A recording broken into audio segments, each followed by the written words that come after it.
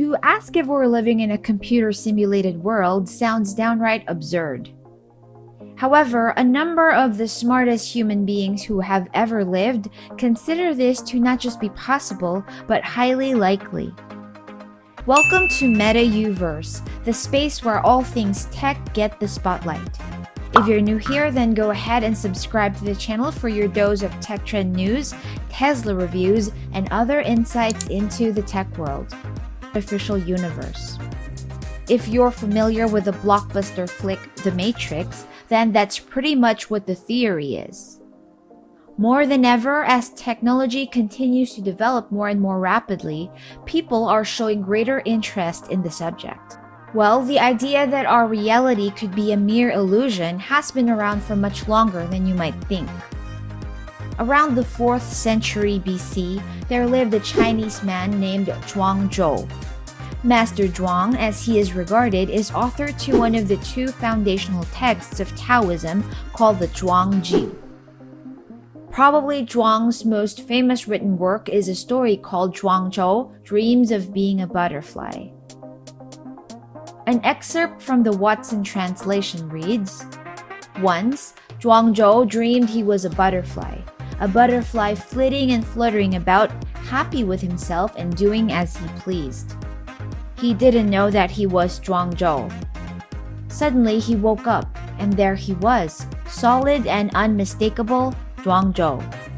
But he didn't know if he was Zhuangzhou who had dreamt that he was a butterfly, or a butterfly dreaming that he was Zhuangzhou." The important thing here is that Zhuangzhou wrote that he believed his experience was a transformation of consciousness and awareness. One exists in reality and the other is an illusion, leading one to wonder, which is which? Fast forward to the 21st century.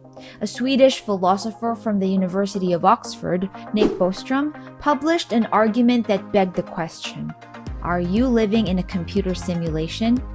His paper was essentially an analysis of the possibility that we might all be living in a computer simulation. He concludes that it is not only possible, but rather probable that this is the case. Elon Musk. At Recode's Code Conference in 2016, Musk was asked if he thought that human existence was simulated. Musk answered by giving an analogy. He said that we've gone from the very first video game called Pong 40 years ago to photorealistic 3D simulations with millions of people playing simultaneously. Soon, he said, we'll have virtual and augmented reality. He also said if you assume any rate of improvement at all, then the games would become indistinguishable from reality. He essentially said that there is a 1 in a billion chance that this is based reality. So if intelligent human beings like philosophers and even Elon Musk believe that we are, then are we really mere avatars that are being played by some highly intellectual being from another reality? Isn't it mind-blowing that there's even just a 50% chance that we live in a simulation? Astrophysicist Neil deGrasse Tyson, who is also the host of podcast Star Talks, has also contributed to the idea that we're beings who live in a simulation. His podcast co-host Chuck Nice said, "Maybe that's why we can't travel faster than the speed of light, because if we could, we'd be able to get to another galaxy." To which Tyson replied, "The programmer put in that limit." While there are a number of people who support this hypothesis, there are quite a few skeptics too. One would be physicist Frank Wilczek, who argued that there's just too much wasted complexity in our universe for it to be simulated. Building complexity requires energy and time. Why would a conscious, intelligent designer of realities waste so many resources into making our world more complex than it needs to be? Neutral parties reason that the hypothesis isn't actually scientific in nature, and since it can neither be tested nor proven, any effort to investigate it would be in vain. You see, a key element of any scientific inquiry would be empirical assessment and data collection, and it does seem like all these arguments are in fact missing those fundamental bases. Now, to find out if we are indeed living in a simulated reality, we can begin by taking a look at how we already have different types of these simulated realities for lower level intelligences, so to speak. As an analogy, let's use the world of gaming. Imagine these so-called intellectual beings as the non-player characters or NPCs that most of the multiplayer role-playing games do have. These NPCs don't need to be intelligent or even conscious for that matter. The evidence that we're looking for is experienced by both simple and complex programs that run on all computers. By design, all kinds of computer hardware leave an artifact of its existence within the world or whatever simulation it's running. This artifact is its processor speed.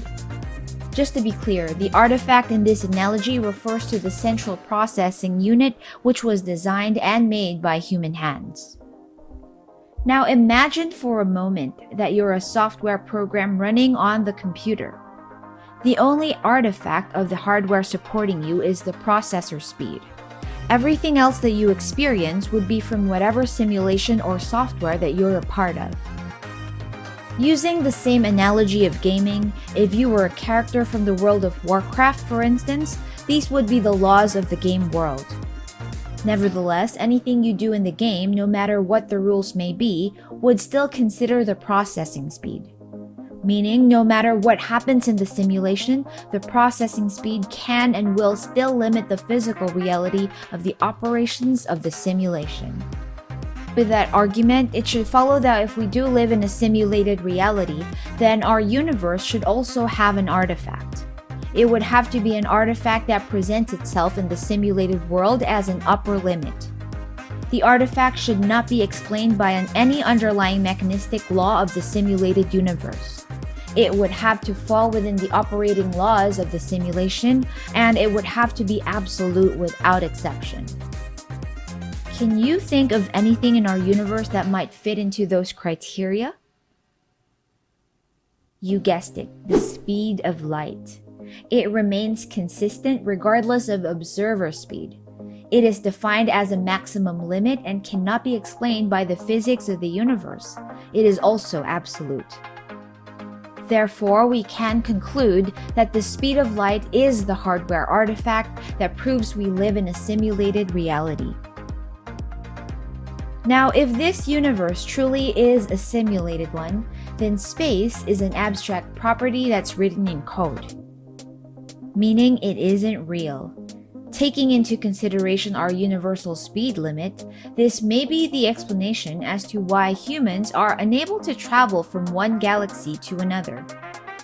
They might not be real or even really exist either, and we have no way of ever truly reaching them. And while this is pretty convincing evidence, it isn't the best one. Let me use a movie analogy this time. Some films often go into the perspective of characters to show us what's going on in the character's point of view. If you think about it, this doesn't really have a purpose for the character, and the POV is being shown for the viewer's benefit. Which brings us to something else that needs to be considered, and that's consciousness.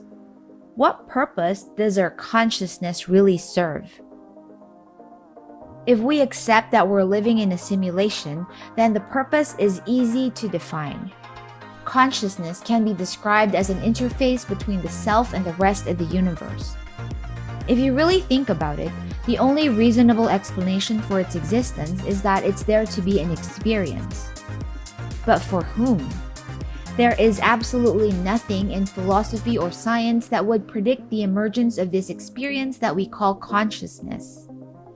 Natural laws don't call for its existence, and it certainly doesn't offer us any evolutionary advantages. This leaves us with only two possible explanations for why the consciousness exists. The first one being there are forces at work that we don't know about yet, and it's all a part of human evolution. The second one is that the experience is a function that we serve, or perhaps the product that we create. But again, for whom? Only one thing is for sure. It exists, and there are no theories that satisfactorily explain why it does. If we have such a thing as consciousness that serves us no purpose, then truly, the most logical explanation would be that it serves someone else who is living vicariously through us. Now that we've explored the blurred lines between reality and simulation, what are your thoughts on the matter? Are there powerful, intelligent beings watching us and controlling our lives? Or is it all just a conspiracy theory? Sound off in the comments below.